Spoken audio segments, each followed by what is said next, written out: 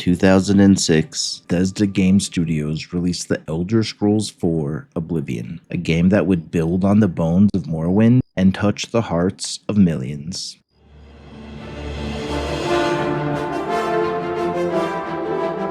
It would also set a standard so high that even its successors would struggle to match its magic. Despite some cut features and the occasional jank, Oblivion remains, to this day, the purest, most enchanting experience in the Elder Scrolls series. A world so alive, so full of wonder, that even its flaws feel like part of its charm. Hello everyone, Kai Reviews here. Welcome to part 4 of my mini-series comparing the changes in all Elder Scrolls titles. Get your tea, sit back and relax, or just put me in the background while you draw. Okay, let's go.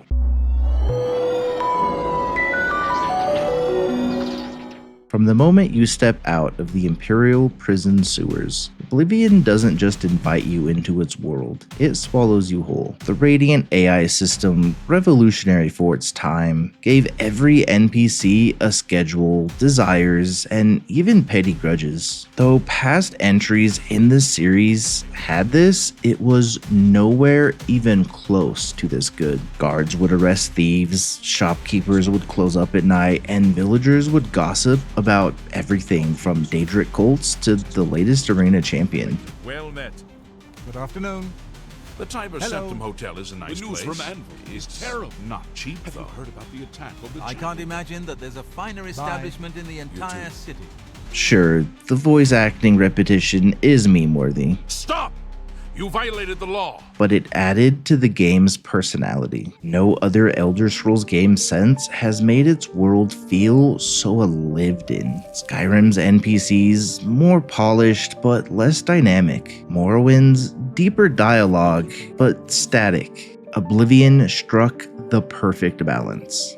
Forget fetch quests and AI-generated busywork. Oblivion's quests were miniature stories, each with twists, humor, and player agency. The Dark Brotherhood's Whodunit mission, where you pick off guests one by one in a murder mystery party, genius. I have often said that out of all games that I have ever played, this quest is my absolute favorite. There were so many genuine choices, it was just perfect. The Thieves Guild heist where you steal an Elder Scroll from blind monks by manipulating light and shadow, unforgettable. Even the side quests were better than most games' main stories. The A Brush with Death quest where you literally enter a painting, or the Ultimate Revenge quest where that orc proclaimed herself a knight. Oblivion didn't just give you tasks, it gave you adventures. Was Oblivion perfect? Well, of course not. The leveling system was broken, forcing players to min-max or suffer. The graphics, once stunning, show their age a little bit. And yes, a lot was cut, which we will go into later. But here's the thing, none of that ruined the experience. In fact, Oblivion's quirks make it better. Awkward dialogue, the exaggerated physics, the sheer weirdness of its world, it all adds to the charm. Later Elder Scrolls games smoothed out the rough edges, but in doing so, they lost some of that Bethesda magic.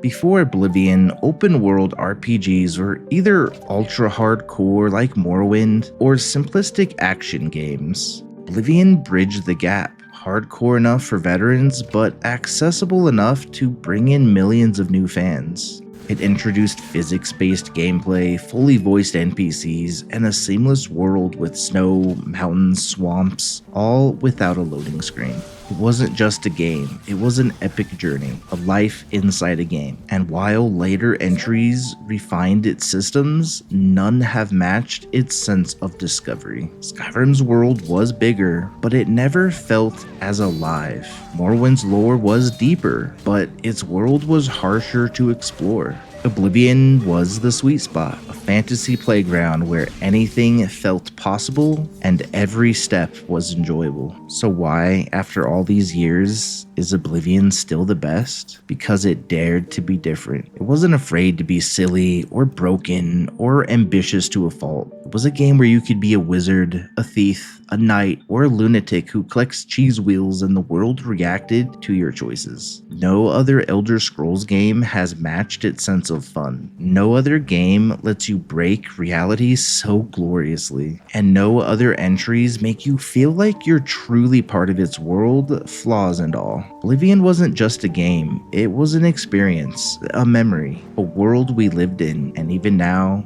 years later, it's still waiting for us to return. I really hope they remaster this game soon. They really could have done more with this game, but for what they gave us, I don't think anyone can really complain. That said, let's get into the nitty-gritty of what changes they made from Morrowind. They cut class reputation, no fame or infamy tracking. It's still there, but no longer could you portray factions or leave civilians running scared by just your presence. They scrapped medium armor, leaving only heavy or light. Thrown weapons were out. It was just too hard to code, or maybe they thought they weren't popular. Flying magic was gone in the wind.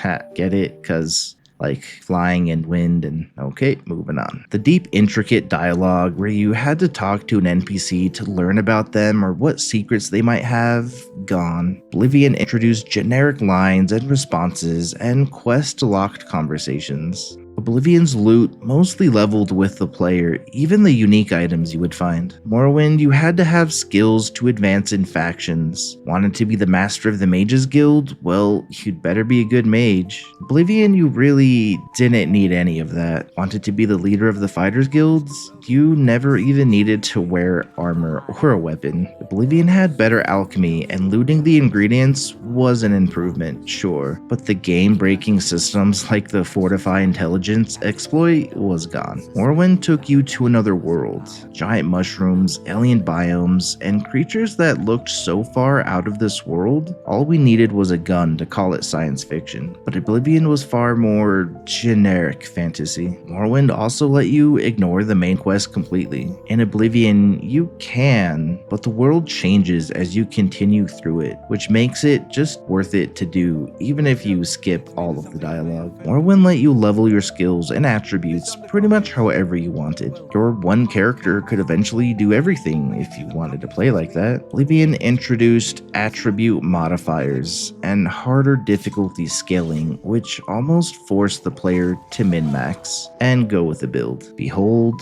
the birth of the stealth archer. Diseases were now visible effects, something NPCs could see, but now also something the player could see. Even a drastic change as the player turned into a vampire, and they were all pretty easy to take care of if the player didn't want them. Oblivion also scaled everything to the player. You could adventure without risk of finding an over-leveled area and getting one shot. It was all fit to be your level, so different mobs and quests provided a different challenge, not just an overwhelmingly hard mob to fight. Morrowind, you only had to load when entering buildings like a shop or a guild house. Oblivion, they separated these zones out. Hell, the main city is separated into 6 main wings, then 2 extra areas, making a total of 8-ish loading screens. Maybe the numbers are wrong. Not all of these changes were bad, some were even better, but one can't help but think, what if they kept the deep dialogue and radiant AI system? The game would have been so much deeper.